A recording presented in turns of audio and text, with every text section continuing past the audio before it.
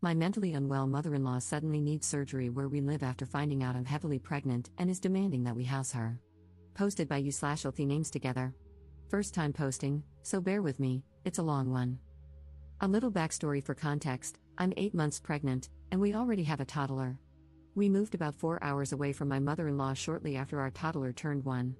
My husband found better work here, and we no longer had to deal with my mother-in-law showing up at our house multiple times per week to help with our toddler. Win-win. My brother-in-law and sister-in-law have 1 toddler and live less than 5 miles from my mother-in-law. My brother-in-law has a different dad than my husband, who has since remarried.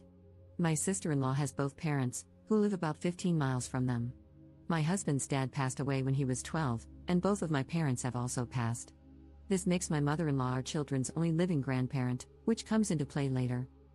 Around 4 months pregnant, before we had told anyone we were expecting, my mother-in-law started acting more erratic. She somehow wrecked her car's tire, completely splitting the rim in half. She was later found walking around her apartment complex barefoot in the middle of the night, claiming she was looking for her dog, who was inside her apartment. Then, she started beating on her neighbor's door around 2 a.m., enough to cause significant damage because she said she needed a phone charger. We assumed mental health issues or that she had started drinking again and deemed her unsafe to drive. My brother-in-law and sister-in-law begged us to drive down to fix her car and take it back with us until they figured out what to do. They worried that if the car were at their house, she would just take it back. So, we drove down, fixed the car, and brought it back with us, where it has since been killing a patch of grass in our yard. About a month ago, things seemed to have smoothed over, so we told my brother-in-law and sister-in-law we were expecting. We asked them to keep the news to themselves until we were closer to delivery, but they told my mother-in-law shortly after. Lesson learned. My mother-in-law immediately spiraled. Suddenly, she needs a surgery that can only happen where we live. She told me she had scheduled the procedure and would need me to pick her up and take her to the appointment because we have her car. Turns out, this appointment is just with a specialist to determine if she even needs the procedure. She scheduled this appointment for next week. I let her know I was summoned for jury duty next week and had a doctor's appointment of my own, so I couldn't miss more work. At this point, my mother-in-law started pulling in my husband's aunts to repeatedly call him, insisting there's no reason we can't pick her up over the weekend and let her stay at our house until the appointment. Of course, my mother-in-law agreed. They argued that none of this would be necessary if you hadn't essentially stolen her car. My brother-in-law and sister-in-law refused to drive her more than an hour closer to us and insist we should just give her the car back so she can drive herself home. We told them we aren't holding her car hostage. If they drive her here, she can have it. We have enough to worry about as it is without adding my mother-in-law to the mix, but we can't make a round-trip drive down there. Last night, my husband called her and asked if she could at least reschedule for September, when we'd have more time to figure out the logistics. She refused. Why? Because if she doesn't get seen until September, she won't be able to have the surgery until after I've had the baby. My husband pushed back, saying she wouldn't be at the hospital with us anyway and wouldn't be seeing the baby until she's vaccinated, regardless of where she lives. She started screaming that he's never done anything for her, that our children deserve to have grandparents, and that if we won't take care of her when she needs medical attention and are going to keep her away from her grandchildren for no reason, we'll regret it, etc. My husband got upset and told her she wasn't the problem, but the timing of the appointment was, and she should reschedule. At that point, she called him a hateful bastard, so he hung up. We haven't heard from her since, but we have heard from the aunts again. They still agree with my mother-in-law that we are in the wrong, that we should step up because she's the only grandparent our children will ever have, and that it's the children's job to take care of their aging parents, etc. Ironically, they aren't giving the step up and take care of her speech to my brother-in-law or sister-in-law. Are we wrong here? I feel like once we agree to let her stay even a day or two, she'll come up with more reasons why she can't leave. Then what? Relevant comments. Commenter. She's nuts, and you're pregnant. There's no way she should spend even an hour in your home. The rest of dear husband's family just doesn't want to get stuck with her craziness. Listening to them is like getting legal advice from someone you're suing. It only serves their interests, not yours. Op's response. This is what I told one of his aunts when she asked, "What's the problem with her staying at your house?" I replied, "What's the problem with her staying at yours?" Commenter 2. And the reply from the aunt was what? Also, she called her son a bastard? Does she know what she called herself there? Op's response. She said it's not her place because it should be us stepping up to take care of her, adding some of the "this is the only mom you're gonna get" guilt herself. And yes, it was his mom who called him a hateful bastard, but she definitely didn't see it as an insult to herself. My husband said she had never tried to use his dad's death against him and couldn't understand why she would go that far over being asked to reschedule a doctor's appointment. Commenter 3. You can probably hire a bonded driver to drive it back to her, it might be cheaper. A dark thought does cross my mind, though. Have the car checked by a mechanic before you return it to her. Heaven forbid she gets into an accident, and then blames you for sabotaging her car while it was in your possession.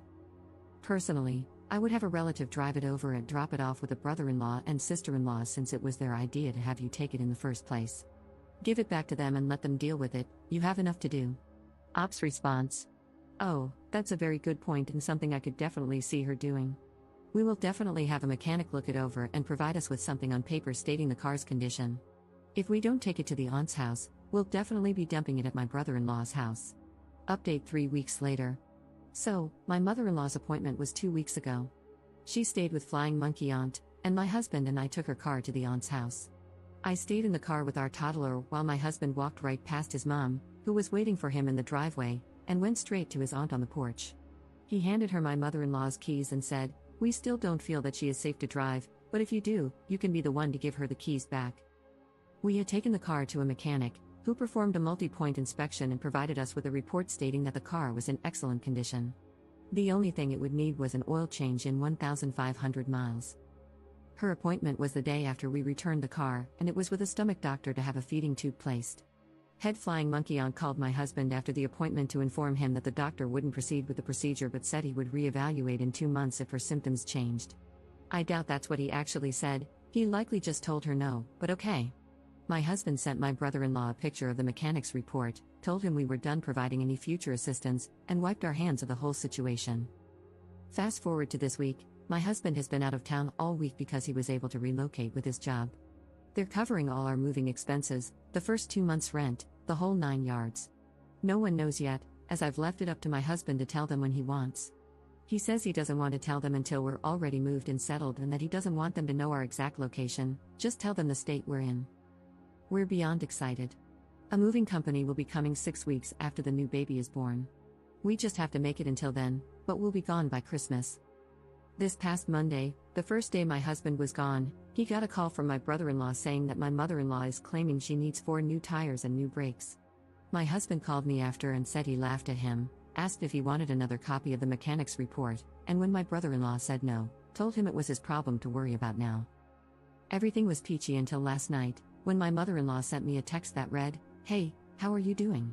I have missed you so much and would have come to the car and talked to you and toddler if Aunt was not so afraid of her children getting COVID. Love and miss you so much. Please call me when you can, love. I have called you a few times and just got voicemail. I know this part of pregnancy is difficult, but I am so excited. I'm staying with Aunt a week before your due date and until I can see baby." I could have screamed if it wouldn't have woken my toddler up. I haven't responded to her, but I sent a screenshot to my husband and told him to handle it. He told me not to respond at all and that he doesn't want to reach out to anyone until he's back in town tomorrow. He says responding now is exactly what she wants, and we're not going to give her a chance to twist our response into us agreeing that she can see the baby. I see his point. It's not like she knows where our house is, but she does know which city we live in. I guess she could just drive around aimlessly looking for our car? What I'm really looking for is advice on how to phrase our response to make it perfectly clear that she is not welcome at our house, both for her and for his family, because they'll inevitably get pulled into this next. Relevant comments. Commenter. Is it just me, or is the mother-in-law's appointment in 2 months close to your due date? That seems convenient, doesn't it? Ops response. It's also convenient.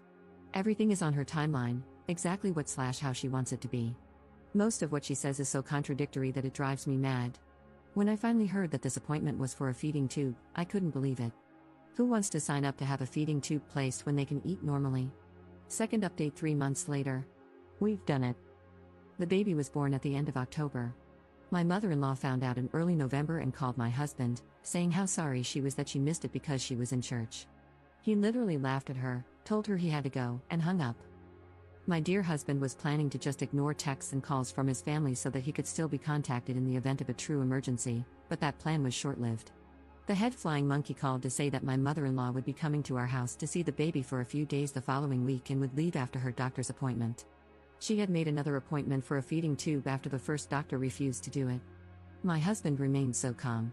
He just said, "We've moved out of state, and when she started asking for our new address to send gifts for the baby, he simply said that we didn't need or want anything from them, had to go change a diaper, and hung up. We moved that following weekend. So far, we've enjoyed a peaceful Thanksgiving, a wonderful anniversary, and are ready for a Merry Christmas, just the four of us.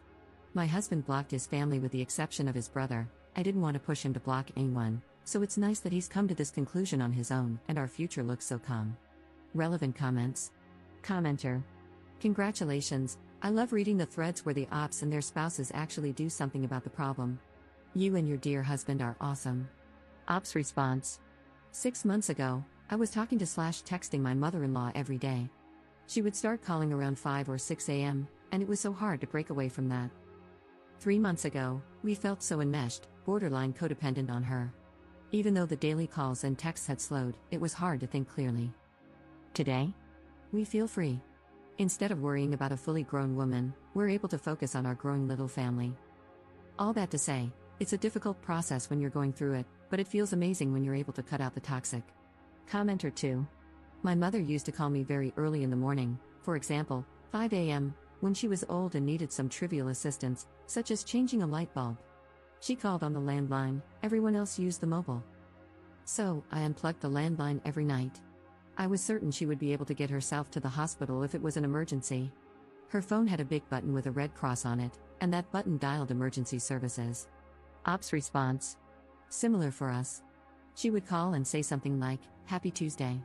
I'm sure you've got to go to work, so you're probably about to get ready," which led to at least 30 minutes of her talking about what she was going to do that day, asking what we were going to do that day, how our night was, etc. It was such a draining way to start my day, especially because I didn't actually have to be up until around 7 to get to work.